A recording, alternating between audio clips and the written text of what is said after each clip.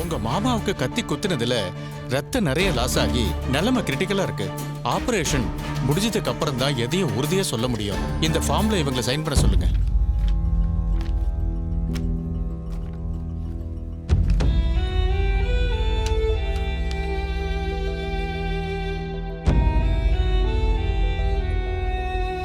Sign பண்ணு.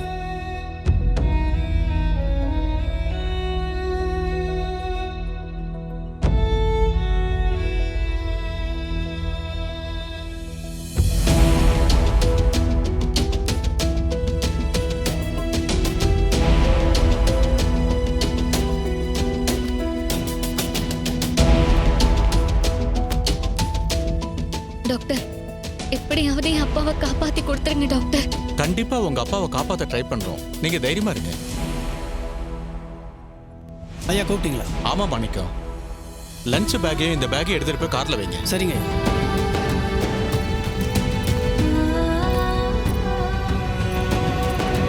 சரிங்க. நாளைக்கு ஆபரேஷன் இருக்கு.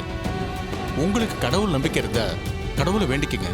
நீங்க எல்லாரும் மனசை தளர விடாம நல்லதே நடக்கும்னு நம்பிக்கையோட இருங்க. இப்போதைக்கு நாங்க எங்களோட பெஸ்ட்டை கொடுத்துக்கிட்டு இருக்கோம். நாளைக்கு பார்க்கலாம்.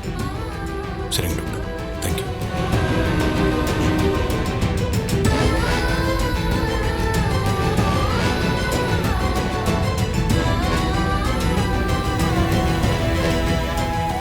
சிஸ்டர், டாக்டர், நாளைக்கு காலையில ராஜராஜன் சாருக்கு நடக்க போற ஆபரேஷனுக்கு தேவையான மெடிக்கல் எக்யூப்மெண்ட்ஸ் அப்புறம் மத்த எல்லா விஷயத்தையும் இப்பவே பக்காவா அரேஞ்ச் பண்ணி ரெடியா எடுத்து வைங்க. Okay doctor. இப்பவே ஆபரேஷன் தியேட்டர்ல எல்லாத்தையும் ரெடி பண்ணி வச்சிடுறேன். குட். நாளைக்கு மார்னிங் ஆபரேஷன் தியேட்டர்ல பார்க்கலாம். Okay doctor. என்ன ரேவதி, எல்லாரும் வீட்டுக்கு கிளம்ப சொல்லிட்டு வந்த, நீ இன்னும் போகாம இருக்க? நானும் அப்பா கூட இங்கே இருக்கேன் மாமா.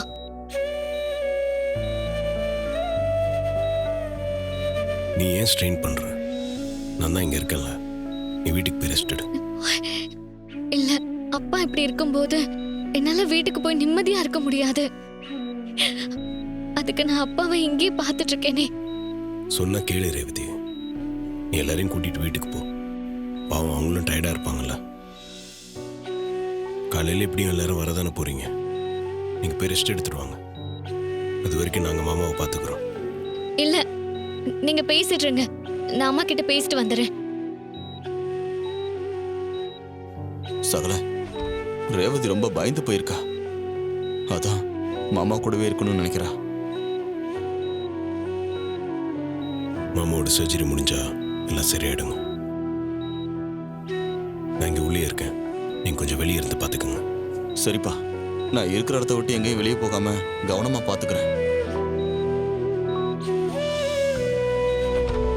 முதல்ல இதை பிடிங்க. இது என்னது?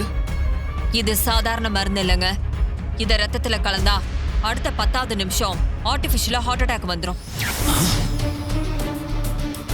தியேட்டர்ல ஆபரேஷன் நடந்துட்டு இருக்கும் போதே பேஷண்ட்டுக்கு திடீர்னு அட்டாக் ஆயிடுச்சுன்னு டாக்டர் ஈஸியா கை வச்சிருவாங்க.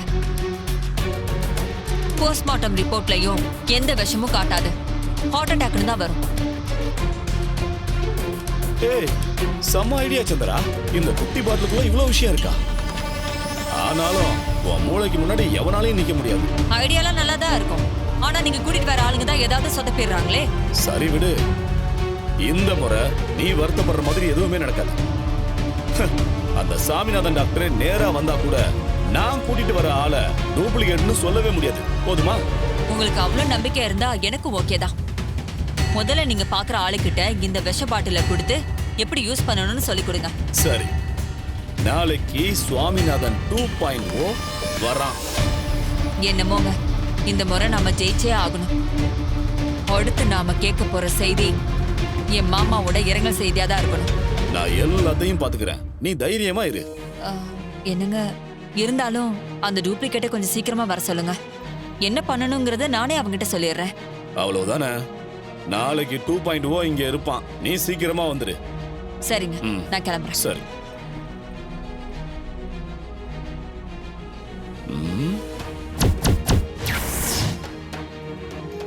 எனக்கு என்னமோ இன்னைக்கு நைட்டு முழுக்க அப்பா கூட இருந்தா மனசுக்கு ஆறுதலா இருக்கும்னு தோணுது.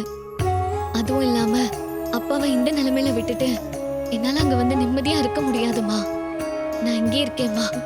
இல்ல ரேவதி, இந்த நிலைமையில உன்னை தனியா விட்டுட்டு எப்படி வீட்டுக்கு போறது? ஒண்ணு பண்ணலாம். அம்மா, நீங்களும் சுவாத்தியும் வேணா வீட்டுக்கு போங்க, நானும் ரேவதியும் இங்க இருக்கோம். அக்கா, என் கூட தான் மாமா இருக்காருல்ல, சொன்ன புரிஞ்சுக்கோக்கா. எனக்கு என் அப்பா கூட இருக்கணும். அவர் என் பேச்சு கேட்டாலும் கேட்காட்டியும் அவர் பக்கத்துல உட்காந்து கொஞ்ச நேரம் பேசணும்னு தோணுது. ப்ளீஸ்கா, நீ அம்மாவை கொஞ்சம் புரிஞ்சுக்கோங்க.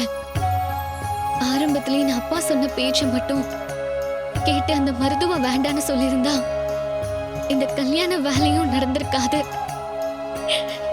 நம்ம அப்பாவும் இப்படி ஹாஸ்பிட்டல்ல உடம்பு முடியாம படுத்திருக்க மாட்டாரு. இங்க நடந்த அத்தனை பிரச்சனைக்கும் நான் தாங்க முழு காரணம். எனக்கு அது ரொம்ப கில்ட்டியாவே இருக்கு. ஏன் ரேவதி இப்ப தேவையில்லாம எல்லாம் பழிய தூக்கி உன் தலையில போட்டுக்கிற?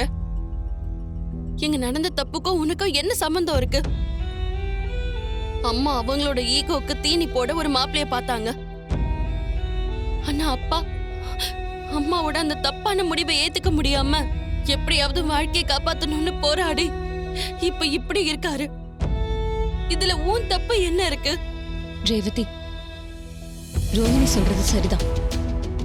என் பேச்ச கேட்டதுனாலதான் இந்த கல்யாண விஷயத்துல உனக்கு இந்த நிலைமை வந்துச்சு. அந்த மருது மட்டும் சரியானவனா இருந்திருந்தா இந்நேரம் நம்ம வீடே சந்தோஷமா இருந்திருக்கும். நீங்க இன்னும் தூங்கலையா மாமா? இல்ல, மாமா கண்ணு முழிக்கிற வரைக்கும் எனக்கு தூக்கம் வராது.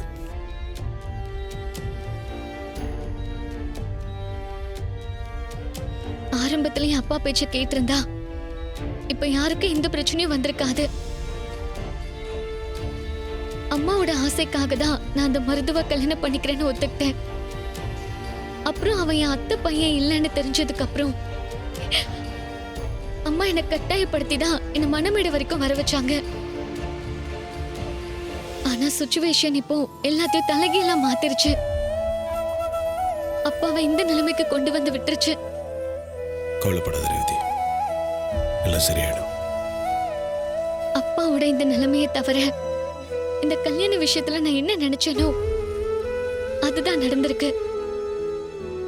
ஆனா அம்மா தான் ரொம்ப உடைஞ்சு போயிருக்காங்க.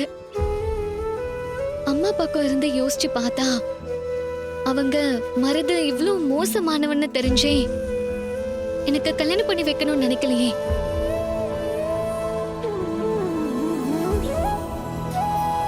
ஒருவேளை நான் கல்யாணத்தை நிறுத்தலனா நீ என்ன பண்ணலான் இருந்த?